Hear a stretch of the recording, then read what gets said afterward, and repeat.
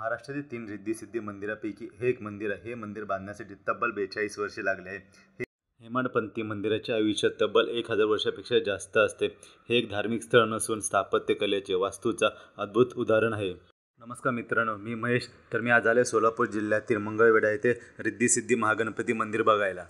तुम्ही अजून माझ्या पेजला फॉलो केले नसेल लवकरात लवकर फॉलो करा, म्हणजे तुम्हाला असे नवनवीन व्हिडिओ पाहता येईल.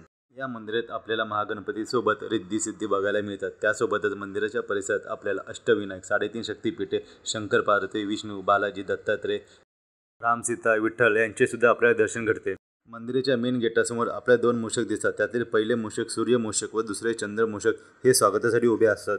मंदिराच्या सभा मंडपात असलेल्या खांबावर आपल्याला 106 मूषक दिसतात व त्यांच्या हातामध्ये वेगवेगळ्या प्रकारचे वाद्य दिसतात. मंदिराच्या आतील छतावर आपल्याला सुद्धा काही देवी दिसतात व त्यांच्या हातामध्ये वेगवेगळ्या प्रकारचे वाद्य दिसतात. पंढरपूरपासून हे अंतर 30 किलोमीटर आहे. जर तुम्ही कधी पंढरपूरला आला असाल तर तुम्ही येथे येऊन जाऊ शकतात. चला तर भेटूया पुढच्या व्हिडिओमध्ये. तोपर्यंत बाय.